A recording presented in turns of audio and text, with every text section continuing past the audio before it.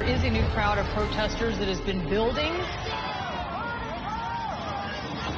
CNN had it that these were rallies. Now they've become protests. I'm afraid that by tonight they become riots. That video from the White House on X also posting looting isn't justice, burning cities is not free speech, and what's happening in Los Angeles are not peaceful rallies, but, quote, third world insurrection riots on American soil. And joining us now to discuss this and some more headlines on the Hill is Washington insider Armstrong Williams. Good morning to you, sir. Good to see you. Good morning, Jen. Good seeing you. Your take on what we're seeing right now in Los Angeles and really across the country with these riots breaking out over ICE raids? The fact that Mayor Karen Bass has a curfew in place only gives credibility to what the president is saying.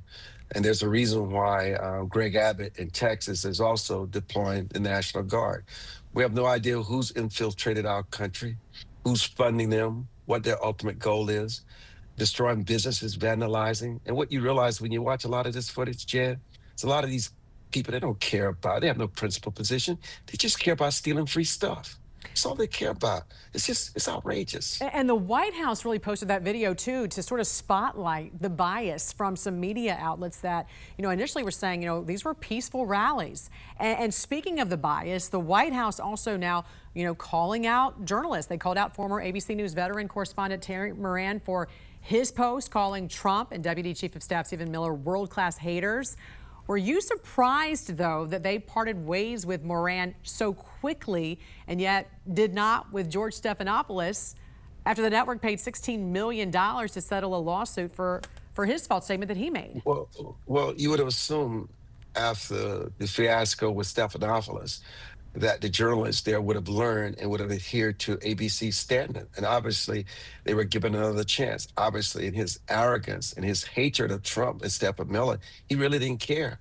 And so he got just what he deserved. Of course, I'm not surprised they moved swiftly. But the problem is the establishment media, people like Maxine Waters and Gavin Newsom have become the enablers for these people to make them believe that they can do what they do. And then you have councilmen in Los Angeles encouraging this behavior to protest and defy ICE.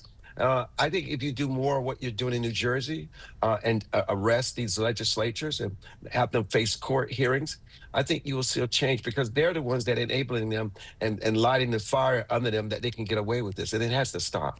Another big headline is the apology from Simone Biles to Riley Gaines after Biles got real nasty and personal during their online feud of biological men competing in women's sports.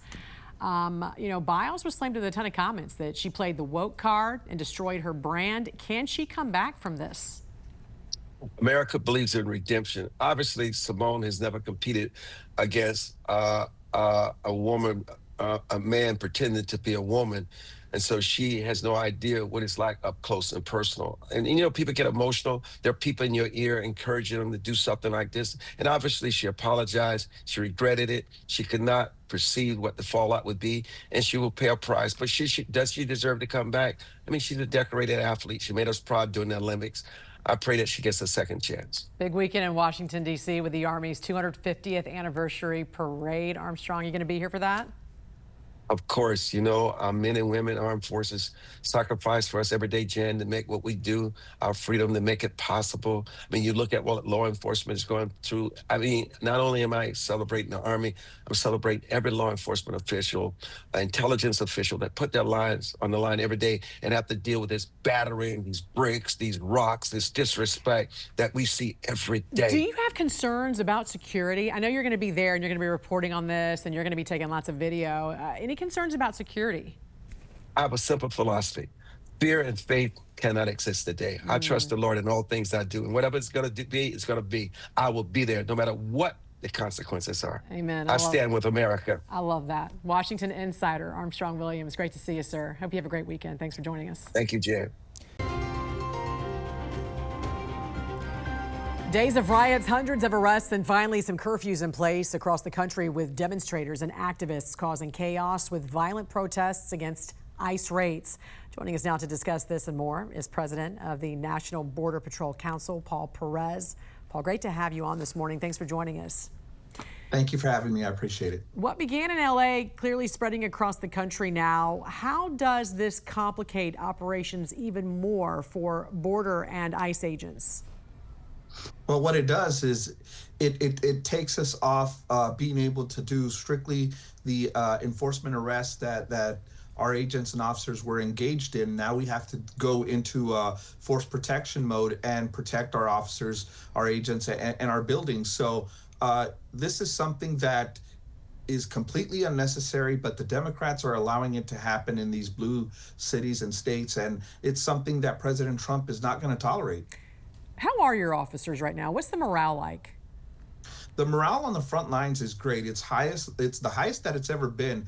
Under the Biden administration, it was the lowest that I've ever seen in the 28 years that I've been with the agency. And under President Trump, it's the highest it's ever been, and it's only been a few months. Yeah. Why do you think it took the LA mayor so long to implement a curfew in LA? And what is your message to Mayor Karen Bass and Governor Gavin Newsom?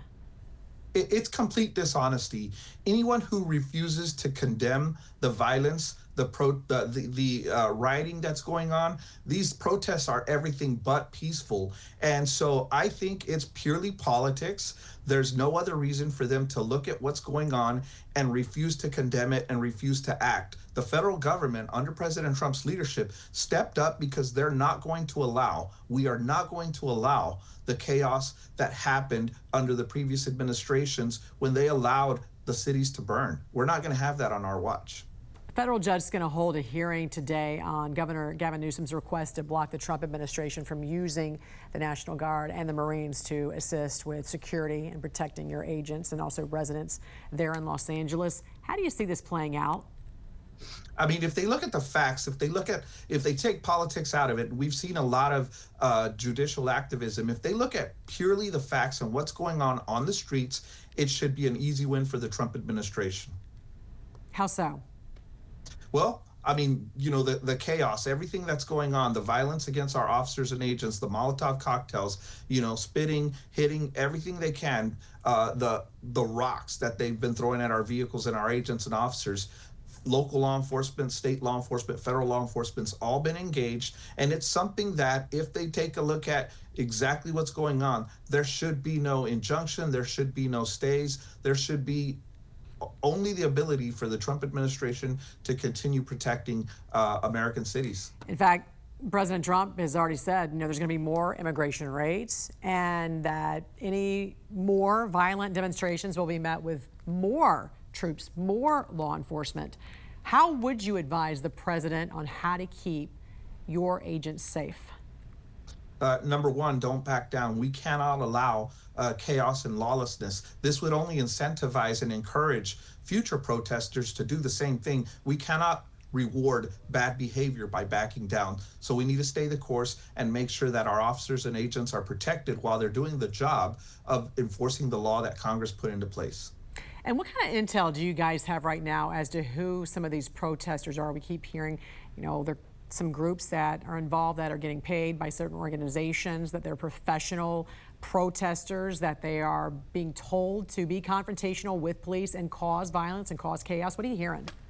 There's no doubt, and even Democrats will say it. There are these professional agitators that show up at all of these protests and create chaos. They're doing it for certain organizations that have no other, nothing else to do but try to make sow chaos and anarchy in the streets. So we know that they're being paid. We know that these are agitators. We know that they're coming out and doing these things and riling up everybody else. So we're going to take them down as well. This isn't going to stand in under President Trump's term. It's not going to happen.